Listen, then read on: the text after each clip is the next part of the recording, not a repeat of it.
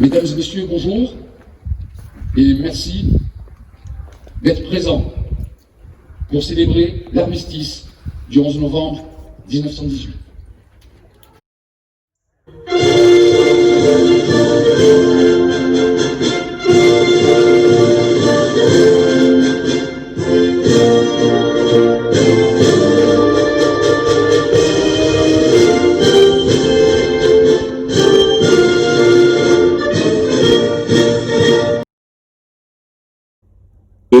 Bonjour et merci de votre présence. Nous sommes tous réunis devant le monument aux morts de notre commune pour commémorer l'anniversaire de l'armistice de 1918, mais aussi pour rendre hommage à toutes les femmes et les hommes, militaires et civils, morts pour la France.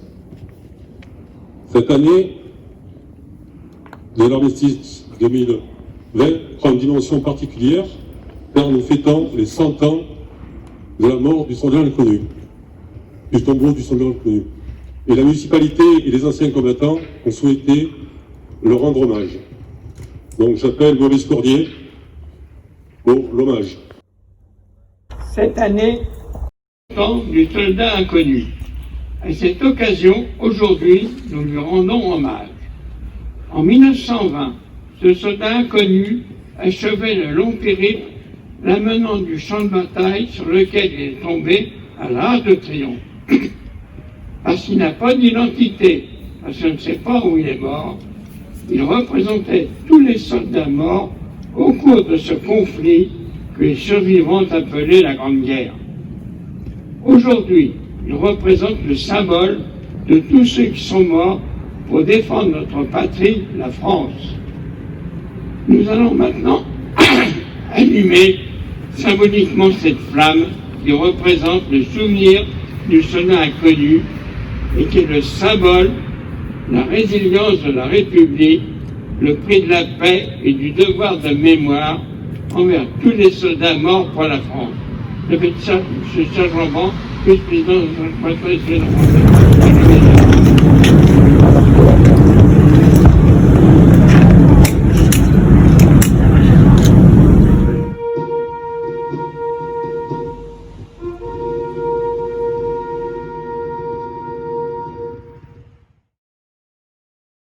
L'armistice salué par les clairons et clochers des villages et annonçait la fin du plus terrible conflit connu jusqu'alors.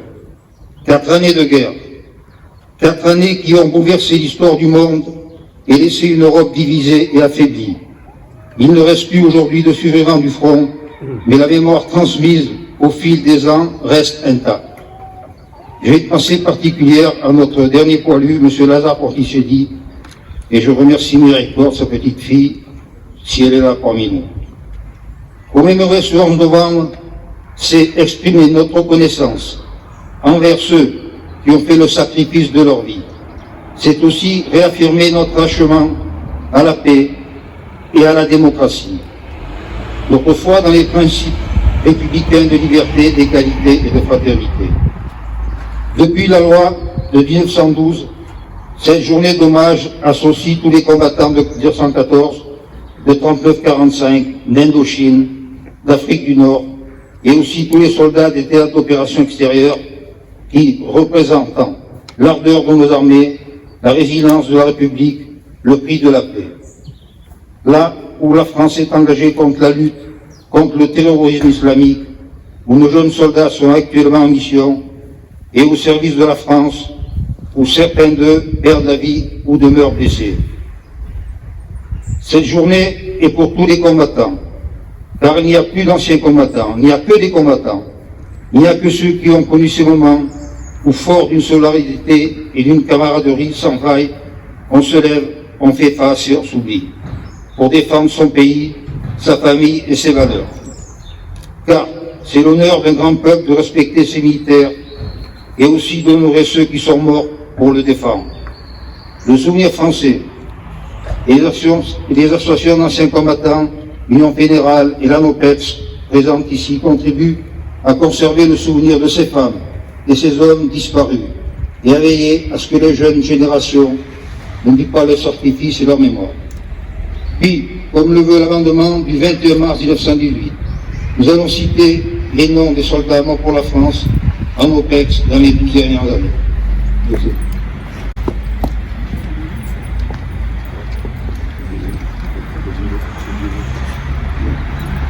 Chef de bataillon Clément Frisson Roche, 5e régiment d'hélicoptères de combat.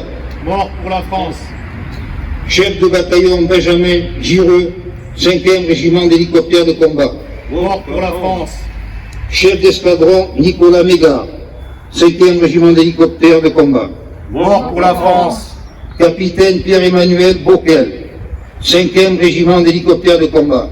Mort pour la France. Capitaine Alex Maurice, 5e régiment d'hélicoptères de combat. Mort pour la France. Major Julien Carrette, 5e régiment d'hélicoptères de combat. Mort pour la France. Maréchal des logis Romain Salès de Saint-Paul, 5e régiment d'hélicoptères de combat. Mort pour la France. Chef d'escadron Romain Chaumel de Jarnieux, 4e régiment de chasseurs. Mort pour la France. Adjudant Alexandre Potin, 4e régiment de chasseurs. Mort pour la France. Maréchal des logis Valentin Duval, 4e régiment de chasseurs. Mort pour la France. Maréchal des logis Antoine Serre, 4e régiment de chasseurs. Mort pour la France. Adjudant Jérémy Lecy, 90e régiment d'artillerie de montagne. Mort pour la France. Adjudant André Joux, 2e régiment étranger du génie. Mort pour la France. Caporal-chef Volodymyr Ribonstou, 1er régiment étranger du génie. Mort pour la France. Brigadier-chef Dimitrou Martinouk, 1er régiment étranger de cavalerie. Mort pour la France. Brigadier Kevin Clément, 1er régiment étranger de cavalerie. Mort pour la France. Brigadier Tojo Assida, Razin Fel Salama, 1er régiment de hussards parachutistes. Mort pour la France. Maréchal des logis Andrei Fila, 4e régiment d'infanterie et soutien logistique parachutiste. Mort pour la France. Maréchal des logis ST, 1er régiment de hussards de parachutistes. Mort pour la France. Brigadier Arnaud Wolf, 1er régiment de hussards parachutistes. Mort pour la France. Honneur à nos morts. Vive la République, vive la France. Mesdames, Messieurs les adjoints, Mesdames, Messieurs les conseillers municipaux, Monsieur le Président des anciens combattants, Monsieur le Président du Souvenir français, Mesdames, Messieurs les médaillés militaires, Mesdames, Messieurs les porte-drapeaux, Monsieur le chef de la police municipale, Monsieur le chef du centre de secours, Mesdames, Messieurs les présidents d'associations, Mesdames, Messieurs, aujourd'hui pour commémorer l'armistice de 1918. Il y a 102 ans, à 6 heures du matin, près de Compiègne, dans un wagon, le wagon de Roton, a eu lieu la capitulation de l'Allemagne face aux armées alliées. Combien y a-t-il eu de morts exactement dans cette guerre? On parle de 9 millions de militaires, de 10 millions de civils et de 20 millions de blessés. Cette guerre a été une véritable boucherie, et rien que pour la bataille de Verdun, il y a eu 700 000 morts. Une bataille qui a duré pour parfois reprendre une tranchée avec la maladie, le froid, la boue, une effroyable tuerie. Comme vous l'avez rappelé, nous avons la chance à Saucé-les-Pins, on en a fait une place, d'avoir eu Lazare Ponticelli, qui avait sa résidence secondaire dans notre commune et qui vivait très bien. Pendant des années, il a enseigné dans les collèges et appris aux jeunes élèves, aux jeunes collégiens ce qu'était la guerre, et c'était un ardent défenseur de la paix. Ce garçon, à l'âge de 16 ans, s'était engagé, c'était un Italien. Il est venu défendre la France, il est venu avec son frère, il a ensuite fait une petite entreprise de ramonage, qui est devenue la grande entreprise Ponticelli, entreprise internationale qui compte des milliers de salariés. Une très belle épopée et une fierté de ce jeune immigré italien qui s'est battu pour défendre notre pays. Nous avons la chance de ne plus être en guerre, mais je pense que en vous disant cela, je me trompe, parce que je pense que nous sommes en guerre. Nous sommes en guerre, premièrement, et vous l'avez rappelé, au Mali, dans le cadre de l'opération Barkhane, et nous avons perdu, notamment cette année, de nombreux soldats français. Nous sommes en guerre contre le terrorisme islamiste. Et là, encore en un mois, 3 attentats où à la fois un enseignant, des personnes dans une église et des journalistes ont été ou assassinés ou blessés. Enfin, nous sommes en guerre contre une épidémie sournoise qui s'appelle la Covid et qui frappe, puisque à ce jour, tous les jours, c'est entre 300 et 500 Français qui périssent de cette épidémie. Donc la France est toujours en guerre, même si ce n'est pas la même guerre. La Première Guerre mondiale a été terrible. Elle a montré la sophistication. C'est là où est apparue l'aviation, la mitraille, les canons. Et puis c'était la der des der, mais près de 20 ans après, c'était la Deuxième Guerre mondiale, avec les mêmes armes, encore plus sophistiquées, et en plus de bombes atomiques, une à Nagasaki et une à Hiroshima. Il ne faut jamais oublier, il faut être fier de ces soldats qui sont tombés pour que vive la France. Cet après-midi, le président de la République va honorer un grand écrivain français. Moi, pour conclure, je voudrais aussi avoir en mémoire un poète et écrivain français qui s'appelait Guillaume Apollinaire et qui est un des derniers soldats tombés lors de cette guerre de 1914-1918, puisqu'il est mort le 9 novembre 1918. En tout cas, c'est une commémoration importante et malgré, j'allais dire, ce satané virus, vous êtes venus nombreux. Monsieur le maire, vous pouvez être fier de votre commune. En tout cas, vive la France, vive la République.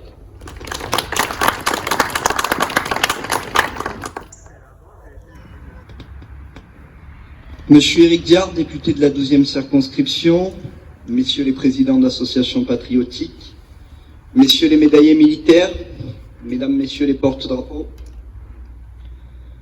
madame la première adjointe, mesdames, messieurs les élus, monsieur Dominique Pérez, chef du poste de secours de Sauce-les-Pins, monsieur Perfetti, chef de la police municipale, mesdames, messieurs, voici maintenant plus d'un siècle que près de Rotombe, dans une clairière de la forêt de Compiègne, était signé l'armistice du 11 novembre 1918. Ainsi s'achevait, après 4 années de combats meurtriers, la fin de la Première Guerre mondiale. Cette dernière fit 1 400 000 morts français, plus d'1 million d'invalides et 3 millions de blessés, des centaines de milliers de veuves et d'orphelins. Ce bilan très lourd nous rappelle nos valeureux aînés tombés au champ d'honneur et reflète l'ampleur de leur sacrifice consenti pour un idéal de paix, de liberté et de fraternité. Partout en France, les stigmates de cette guerre sont encore bien présents. Les nécropoles nationales, les carrés militaires dans les cimetières communaux et les monuments aux morts présents dans l'ensemble des communes françaises, où il suffit de lire les noms inscrits pour mesurer que c'est toute une génération qui a disparu dans les tranchées. Dans les foyers, naît l'angoisse de recevoir une lettre annonçant la mort ou la disparition d'un mari, d'un père, d'un frère. Tout comme les poilus, ces femmes ont fait leur part pour la France et sortent elles aussi victorieuses de ce conflit. Aujourd'hui, cette guerre est rentrée dans l'histoire. Près de 102 ans plus tard, la dernière mémoire vivante, Lazare Ponticelli, nous a quittés le 12 mars 2008 au Kremlin-Bicêtre à l'âge de 110 ans. Je souhaitais tout particulièrement saluer sa mémoire et les valeurs qu'il portait. Le courage, la volonté, le travail et la solidarité. Il résidait à Sauce-les-Pins et il doit rester la fierté de notre village. Il a été le dernier poilu combattant de 14-18, l'ultime rescapé parmi les 18 millions d'hommes mobilisés. Il fait désormais partie intégrante du patrimoine de notre village. C'est depuis 1920 que la flamme du soldat inconnu et que son tombeau sous l'Arc de Triomphe accueille le corps d'un poilu non identifié tué dans les tranchées de la Première Guerre mondiale. Il symbolise les milliers de combattants qui n'ont pas pu être identifiés et qui sont morts au feu. Il y a aussi le visage de tous les soldats morts pour la patrie de 1920 à aujourd'hui. Chaque 11 novembre et 8 mai, la flamme du souvenir est ravivée. Cette année, nous fêtons donc les 100 ans du soldat inconnu et la nation tout entière commémore le devoir envers tous les soldats morts pour la France. Dans notre belle devise nationale, il y a le mot fraternité. Et pour être frère, il faut au moins un père ou une mère commune. Cette mère commune, c'est la France. Et peu importe qu'elle soit une mère de sang ou une mère adoptive, elle est celle qui nous unit par le cœur et par l'esprit, par l'attachement charnel à notre terre et par la volonté d'être fidèle à nos valeurs. Ainsi, depuis 2012, sous l'impulsion des associations combattantes, le 11 novembre est devenu la journée d'hommage à tous ceux connus et inconnus, et quelle que soit leur génération, qui sont morts pour la France. Celles et ceux de la Première Guerre mondiale, mais aussi de la Seconde, soldats de 1940, forces françaises libres, résistants, ou soldats venus d'Afrique pour libérer la France. Quel que soit le conflit où ils sont tombés, nous nous devons d'honorer tous les morts de la France. Nous nous devons de nous souvenir de leur nom, qu'ils aient été volontaires pour servir ou pris par le tourbillon de l'histoire. N'oublions pas qu'ils sont morts pour défendre nos intérêts et que nous puissions vivre en paix et en liberté. La France n'oublie pas ceux qui sont morts pour elle, elle n'oublie aucun de ses enfants, c'est notre devoir et c'est notre honneur. Ce sont ces moments-là qui résoudent notre pays et notre village autour de valeurs fondamentales que sont la défense de la patrie et la liberté de tout un peuple. Je souhaitais aussi m'exprimer sur les morts du terrorisme, assassinés parce qu'ils étaient français, enseignants, curés, passants ou tout simplement présents là au mauvais moment. Leur mort est le fait d'un assassinat déterminé par la haine de la France, de ses valeurs et de son art de vivre. Ne l'oublions pas. À nos morts pour la France, la nation est infiniment reconnaissante. Vive la France, vive la République et vive ce Célépin. Je vous remercie.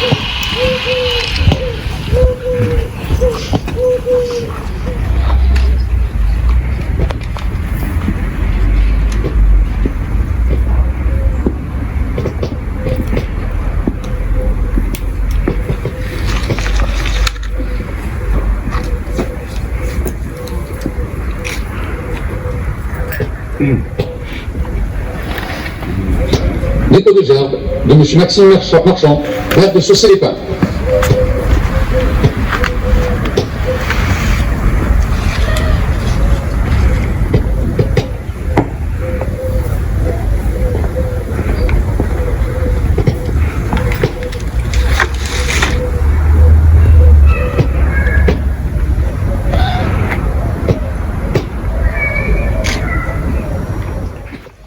Aux morts.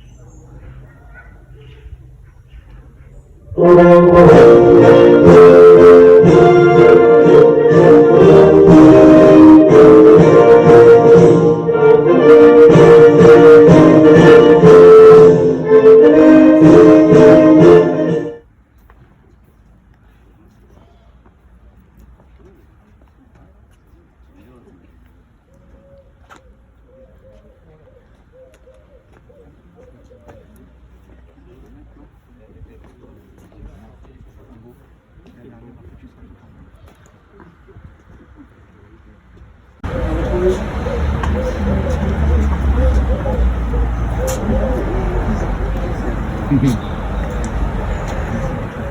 toujours plus jeune que soi. Monsieur le maire. Merci à vous. C'est beau masque. Merci.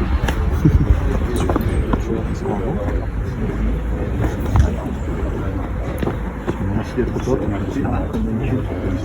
Merci.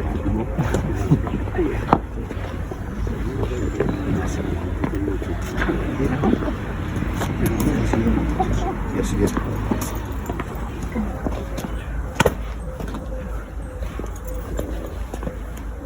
Merci. Merci. Cette cérémonie est maintenant clôturée. Je vais vous souhaiter une bonne journée et prenez soin de vous. Au revoir.